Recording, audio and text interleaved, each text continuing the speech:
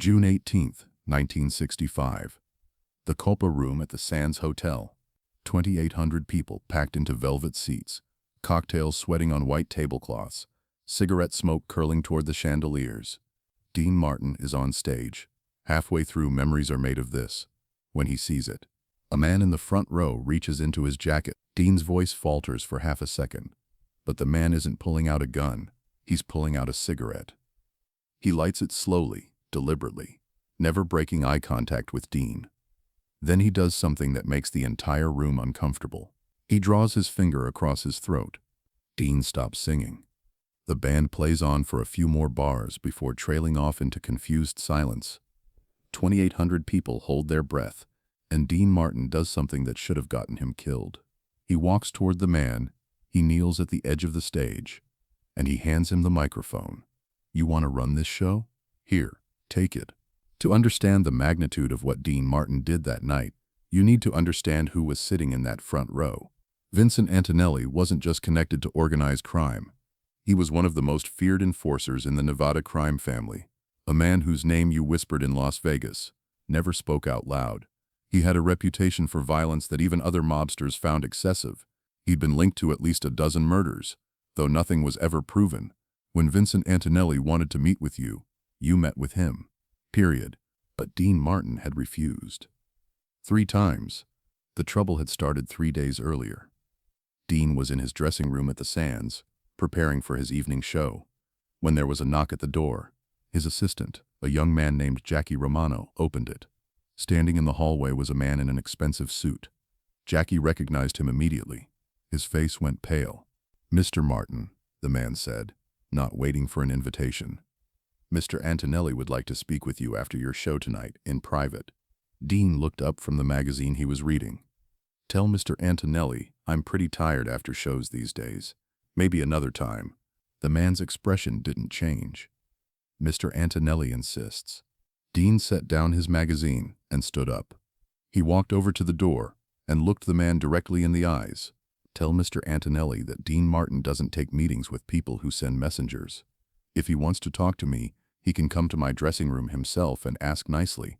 The man stared at Dean for a long moment. Then he nodded slowly. "I'll deliver your message." After he left, Jackie was shaking. "Dean, do you know who that was?" "That was Vincent Antonelli's guy." "Vincent Antonelli? You can't just blow him off like that." Dean shrugged and went back to his magazine. "I can and I did. I don't work for the mob, Jackie. I work for the Sands. And last I checked, I'm the one selling out shows here, not Vincent Antonelli." Here's the thing about Dean Martin that most people didn't understand. He wasn't fearless because he was stupid. He was fearless because he'd grown up around men like Vincent Antonelli his entire life. Steubenville, Ohio. A steel town on the Ohio River where organized crime was just part of the landscape. Dean's father, Gaetano Crosetti, worked in a barbershop that was a front for illegal gambling. As a kid, Dean ran errands for men who carried guns and settled disputes with their fists. He knew these men. He knew how they thought. He knew what they were capable of. And he knew one thing above all else. If you showed fear, you were finished. You show these guys you're scared. Dean once told a friend, and they own you forever. They'll have you running errands, doing favors until the day you die. But if you stand your ground, if you look them in the eye and don't blink, most of the time they respect that. And if they don't respect it, well, at least you go out on your feet. That was Dean's philosophy. Better to die standing than live on your knees. The second confrontation came the next night, June 16th. Dean had just finished his show when the same messenger appeared at his dressing room door. "Mr. Antonelli is waiting downstairs. He'd like to speak with you now." Dean was taking off his bow tie. "Tell Mr. Antonelli I already left for the night." "But Mr. Martin, you're right here." "Am I?" Dean said with a slight smile. "Could have sworn I left 10 minutes ago." The messenger's jaw tightened. "Mr. Martin, I don't think you understand." "No, pal. I understand perfectly," Dean interrupted. "I understand that I just worked my ass off for 2 hours entertaining people. I understand that I'm tired, and I understand that I'm going to my room to have a drink and go to sleep. Now you can stand there and argue with me, or you can deliver my message to your boss. Your choice." The messenger left without another word. Jackie was beside himself.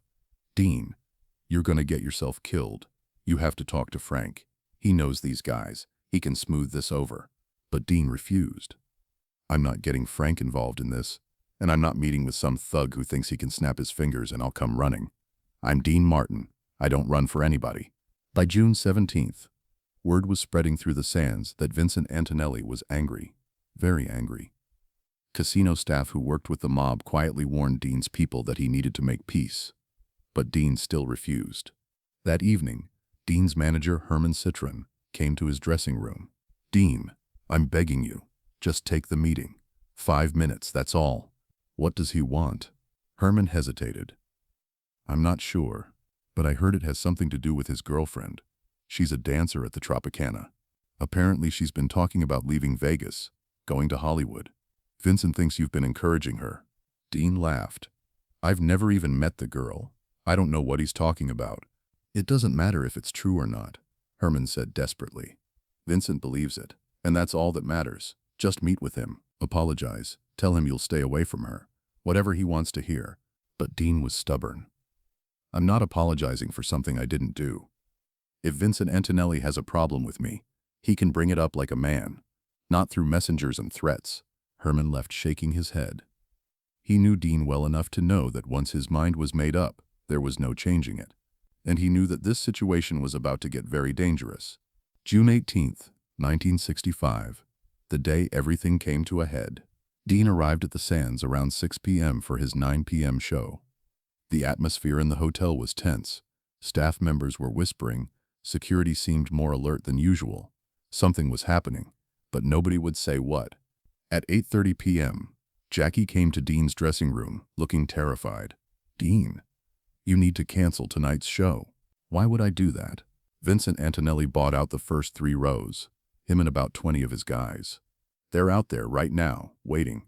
Dean didn't even look up from adjusting his bow tie in the mirror. So, they paid for tickets, didn't they? That makes them audience members like anybody else. Dean, this isn't a joke. They're not here to watch you sing. They're here to send a message. Dean finished with his tie and turned to face Jackie. Then I guess I better put on a good show. At 9 p.m., Dean Martin walked onto the stage of the Copa Room. The room was packed. 2,800 people. The atmosphere was electric, but not in the usual way. There was tension in the air. People could sense that something was off. Dean looked out at the audience and immediately saw them, the first 3 rows, filled with men in dark suits, and in the center of the front row, directly in front of the stage, sat Vincent Antonelli. He was a big man, probably 250 pounds, with a face that looked like it had been in 100 fights. His eyes were cold and calculating, and he was staring directly at Dean Martin. Dean smiled at the audience. Good evening, ladies and gentlemen. Welcome to the Sands. We've got a great show for you tonight. I'm gonna sing some songs, tell some jokes, and hopefully we'll all have a wonderful time. He nodded to the band. They started playing Ain't That a Kick in the Head. Dean sang, moving around the stage with his usual casual grace, but his eyes kept drifting back to Vincent Antonelli.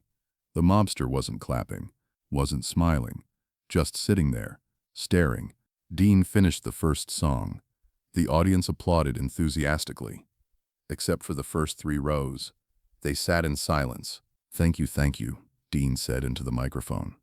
You're too kind. Although I notice some of you in the front rows there seem a little quiet. Don't worry, I won't take it personally. I know it's hard to clap when your hands are busy. A few people in the audience laughed nervously. The men in the front rows didn't react. Vincent Antonelli's expression didn't change. Dean moved into his next song. Memories Are Made of This. About halfway through, that's when it happened. Vincent Antonelli reached into his jacket. Dean saw the movement.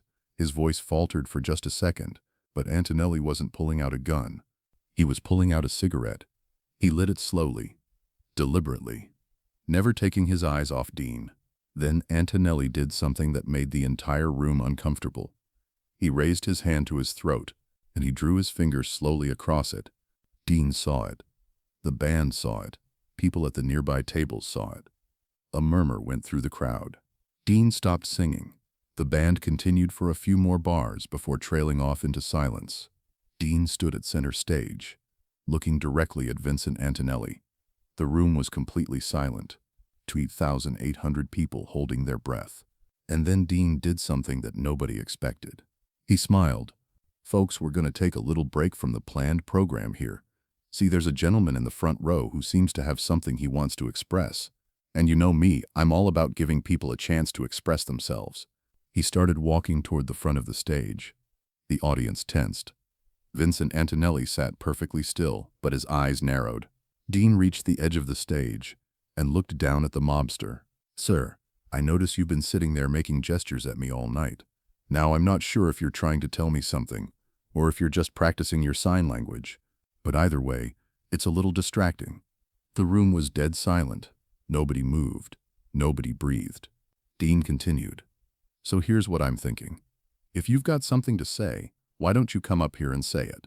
He knelt down at the edge of the stage, and he extended the microphone toward Vincent Antonelli. In fact, why don't you come up here and sing? You seem like you might have a nice voice. What do you say? The microphone hung in the air between them. To understand what Dean Martin was really doing in that moment, you need to understand what that microphone represented. It wasn't just a prop. It wasn't just a piece of equipment. In that room, in that moment, the microphone was power. It was control. It was the ability to command 2,800 people with your voice. And Dean Martin was offering it to Vincent Antonelli. He was saying, you want to run things? Fine. Take over. But until you do, I'm in charge here. It was a challenge, a test, a dare. Vincent Antonelli stared at Dean for a long moment. His face was expressionless, but everyone who knew him knew that this was the most dangerous moment. This was when Vincent Antonelli decided whether to kill you or not. The silence stretched on. 5 seconds. 10 seconds. It felt like an eternity. The entire room waited to see what would happen. And then something incredible occurred. Vincent Antonelli started to laugh. It wasn't a friendly laugh. It was a cold, calculating laugh. But it was a laugh. He looked at Dean Martin, kneeling there with the microphone extended, fearless and slightly amused. And he laughed. You got balls, Martin. Antonelli said, his voice carrying through the silent room. I'll give you that. Dean smiled. Is that a yes on the singing? Because I should warn you, the acoustics up here are pretty good. Your voice better be ready. Antonelli shook his head, still smiling that cold smile. Nah, you keep singing, Dean. That's what you're good at. You sure? The offer stands. Anytime you want to come up here and take over, you just let me know. I'm sure, Antonelli said. Then he added, almost as an afterthought, keep doing your thing, Dean. You're all right. Dean nodded and walked back to center stage. He picked up the microphone stand and said to the audience, well, folks, looks like I'm going to have to finish this show myself after all. But before we continue, let's have a round of applause for my friend in the front row. He's a tough critic, but a fair one. The audience, still not entirely sure what was happening, applauded nervously. Vincent Antonelli raised his glass in a mock toast. Dean launched back into his performance. For the next hour, he sang and joked as if nothing had happened. Vincent Antonelli and his men stayed for the entire show, and when it was over, they stood and applauded along with everyone else. After the show, Dean was in his dressing room when there was a knock at the door. Jackie opened it. Vincent Antonelli was standing there, alone this time. Can I come in? Dean nodded. Sure. You want a drink? Antonelli walked in and closed the door behind him. Yeah, scotch if you got it. Dean poured 2 glasses and handed one to the mobster. They stood there for a moment, not saying anything. Finally, Antonelli spoke. You know why I wanted to meet with you? Something about a dancer, I heard. Antonelli nodded. My girl. She's been talking about leaving Vegas, going to Hollywood to be an actress. I thought maybe you were putting ideas in her head. I don't even know who your girl is. I know that now, Antonelli said. Turns out she was talking about some other guy, some casting agent. Already took care of it. Dean didn't ask what took care of it meant. He didn't want to know. Antonelli took a sip of his scotch. The thing is, I sent my guy to talk to you 3 times. You blew him off every time. Made me look bad in front of my people. I can't have that. So you came to my show to do what? Scare me? Antonelli smiled. Something like that. But you didn't scare, did you? I don't scare easy. No, you don't. Antonelli finished his drink and set the glass down. Here's the thing, Martin. I respect what you did tonight. Most guys would have pissed themselves if I did that throat-cutting thing. But you walked right up to me and handed me a microphone. That takes guts. Or stupidity, Dean said with a slight smile. Maybe both. Antonelli extended his hand. We're good, Dean. You and me. You didn't do nothing wrong. And I respect a guy who stands his ground. Dean shook his hand. Appreciate it, Vincent. Antonelli headed for the door, then stopped and turned back. But Dean, next time I send someone to talk to you, maybe don't make them come 3 times. Deal. Dean, what happened that night at the Sands spread through Las Vegas like wildfire. By the next morning, everyone in the entertainment business knew about it. Dean Martin had stood up to Vincent Antonelli, and not only had he survived, he'd earned the mobster's respect. Frank Sinatra heard about it and called Dean the next day. Are you out of your mind? Do you know what Antonelli could have done to you? He could have done a lot of things, but he didn't. Why did you do it, Dean? Why didn't you just meet with him when he asked? Dean thought about it for a moment. Because if I had gone running the first time he snapped his fingers, I'd have been running for the rest of my life. These guys respect strength, Frank. You know that. If you show weakness, they own you. So I didn't show weakness. Frank was quiet for a long moment. Then he laughed. You crazy bastard. You're either the bravest guy I know or the dumbest. I can't decide which. Maybe both, Dean said, echoing what he told Antonelli. The microphone Dean Martin extended that night became something more than a piece of equipment.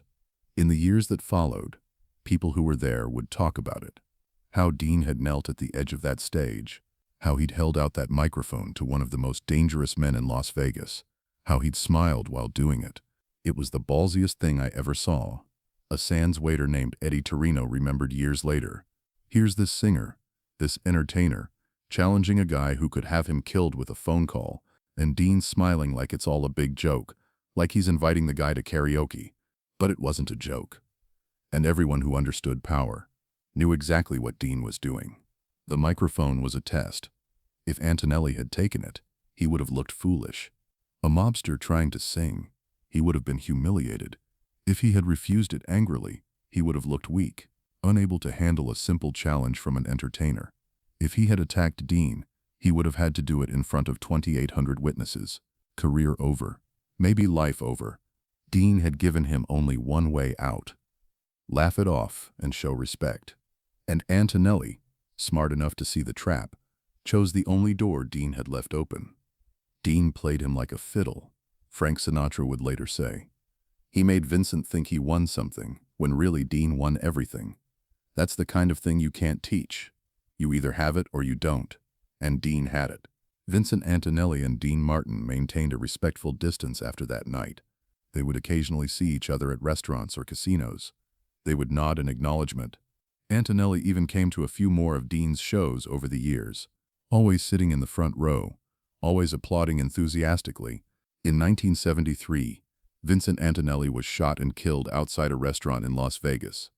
It was a mob hit, the result of some internal power struggle that Dean knew nothing about and wanted to know nothing about. But when he heard the news, Dean was quoted as saying, "Vincent was a tough guy, but he was a fair guy. In his own way, he was a man of honor." Years later, when Dean was asked about that night in June 1965, he always downplayed it. "People make too much of it," he'd say. "I just didn't want some guy in the front row ruining my show, so I addressed it. That's all." But those who were there that night knew better. They'd seen something rare. A moment when courage and composure turned a potentially deadly situation into something else entirely. A moment when a microphone became a weapon, and the man holding it won a battle without throwing a single punch. That's the Dean Martin story that should be told. Not the cool guy with the martini glass. Not the Rat Pack singer with the effortless charm. The man who knelt at the edge of a stage, looked a killer in the eye, and said, "You want this? Take it." The man who turned a prop into a power play. The man who understood that real control isn't about threats or violence. It's about never letting anyone see you sweat. Dean Martin built his career on appearing cool and unflappable. But that night at the Sands, it wasn't an act. He really was that cool. He really was that unflappable. And he really was that brave. The microphone he offered to Vincent Antonelli didn't save his life because it was magic. It saved his life because Dean Martin knew something that most people never learn. When someone tries to take your power, the worst thing you can do is fight for it. The best thing you can do is offer it to them and watch them realize they never wanted it in the first place. If this story about standing your ground moved you, subscribe and hit that thumbs up. Share with someone who's ever had to face down a bully without flinching. Have you ever called someone's bluff when the stakes were high? Let us know in the comments. Ring that notification bell for more untold stories about Dean Martin's legacy.